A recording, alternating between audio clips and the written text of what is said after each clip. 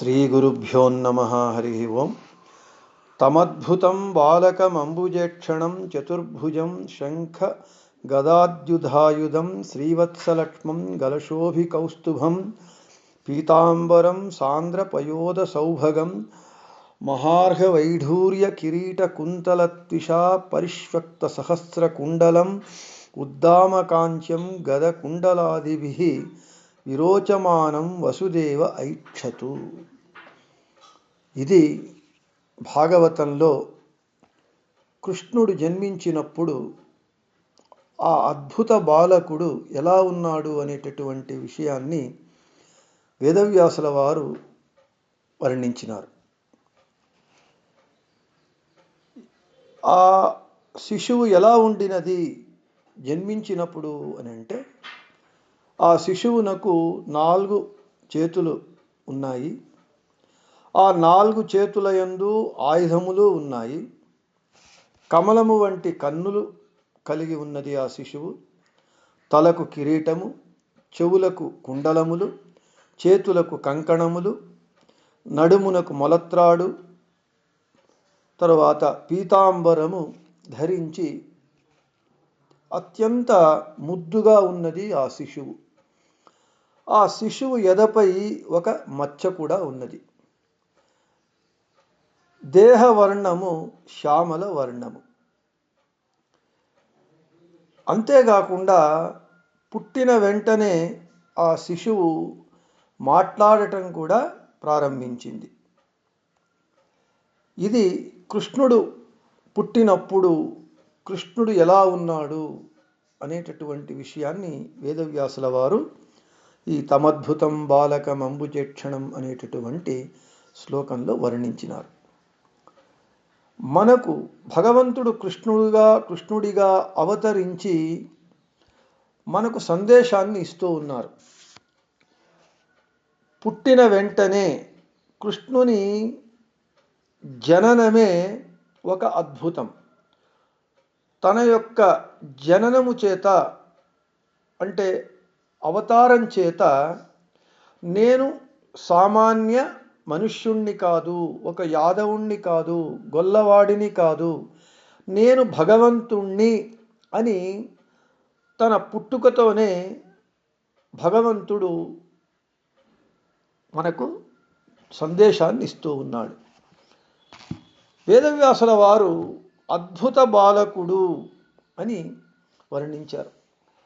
ఇక్కడ బాలక అని అంటే బాలక అని 3 అక్షరములు కలిగి ఉన్నది ఆ శబ్దము. జన్మించినప్పుడు కనిపించినటువంటి రూపము మాత్రమే అద్భుతము కాదు.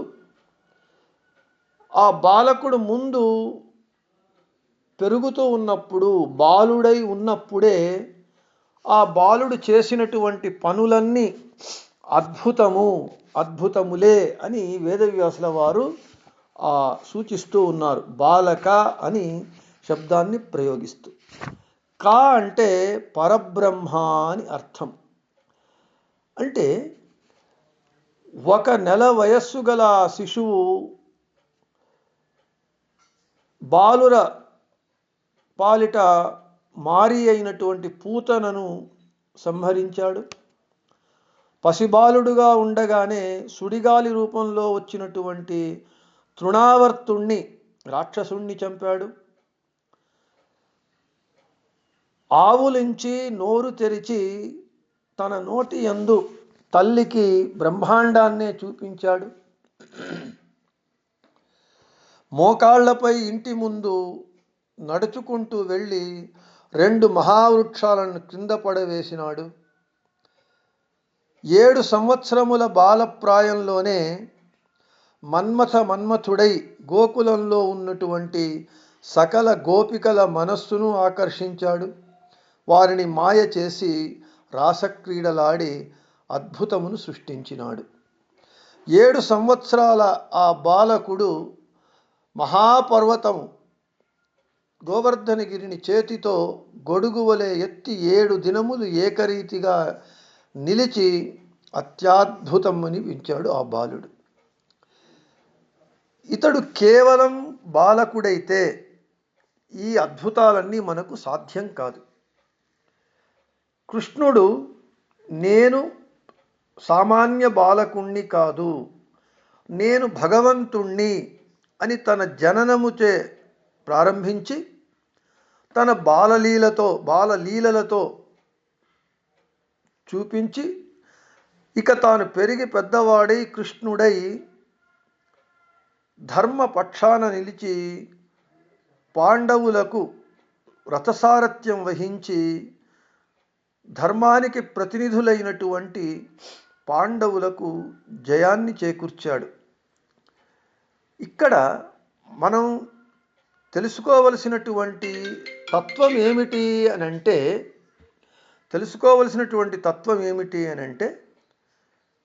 కృష్ణుడు భగవంతుడు, సాక్షాత్తు భగవంతుని అవతారము. కృష్ణుడు మనలందరిలాగా ఒక సామాన్య మనుష్యుడు కాడు అనేటటువంటి ఆ విషయాన్ని మనం మనస్సులో ఉంచుకొని కృష్ణుణ్ణి మనము ధ్యానించాలి. కృష్ణ అనే శబ్దానికి కర్షతీతి కృష్ణ అంటే అందరి మనస్సులను ఆకర్షించేటటువంటి వాడు కాబట్టి వాడు కృష్ణుడయ్యాడు. అందుకే వేదవ్యాసుల వారు ఆ జన్మించినటువంటి శిశువు, ఇక్కడ జన్మ అంటే భగవంతునికి మనలాగా జన్మ కాదు, అతడు అప్రాకృతుడు కాబట్టి ఏ విధమైనటువంటి ప్రకృతి సంబంధం లేకుండా అతడు ప్రాదుర్భవిస్తాడు, అవతరిస్తాడు. మనం ఎలా అర్థం చేసుకోవాలి అనంటే కృష్ణునికి తల్లిదండ్రులు మనం చెప్పవచ్చు, రామునికి తల్లిదండ్రులు చెప్పవచ్చు. రామకృష్ణులు వీడు భగవంతుని అవతారమే, నరసింహస్వామి భగవంతుని అవతారమే.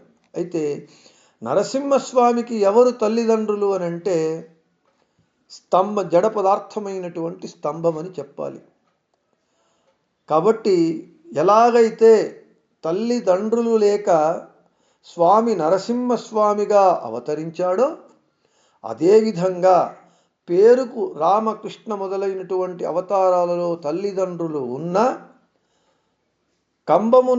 స్తంభము నుండి నరసింహస్వామిగా అవతరించినట్లే రామకృష్ణులుగా కూడా భగవంతుడు అవతరించాడు, ప్రాదుర్భవించాడు అని మాత్రం చెప్పుకోవాలి. కృష్ణుడు అలాగే.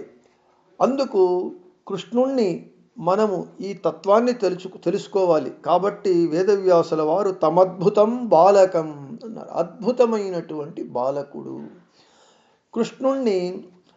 అందుకే చివరికి కృష్ణుడు తన తల్లిదండ్రులకు చెప్తాడు ఈ విధంగా, మీరు నన్ను పుత్రభావంతో బ్రహ్మభావంతో ధ్యానించి ఉద్ధారం కండి అని. యువాం మాం పుత్రభావేన బ్రహ్మభావేన చాసకృత్ చింతయానోకృత స్నేహో యాస్యథే మద్గతిం పరాం అని. అంటే కృష్ణుడు తన తల్లిదండ్రులకు ఇచ్చినటువంటి సందేశం పుట్టిన వెంటనే నన్ను పుత్రభావంతోనూ బ్రహ్మభావంతోనూ, అంటే కృష్ణుడు నేను భగవంతుణ్ణి అనేటటువంటి దానిని, ఆ విషయాన్ని ధ్యానించి మనమందరూ కృష్ణుని భజించి తరించాలి అని చెబుతూ శ్రీకృష్ణార్పణమస్తు, మద్భేషార్పణమస్తు, అందరికీ శుభమస్తు.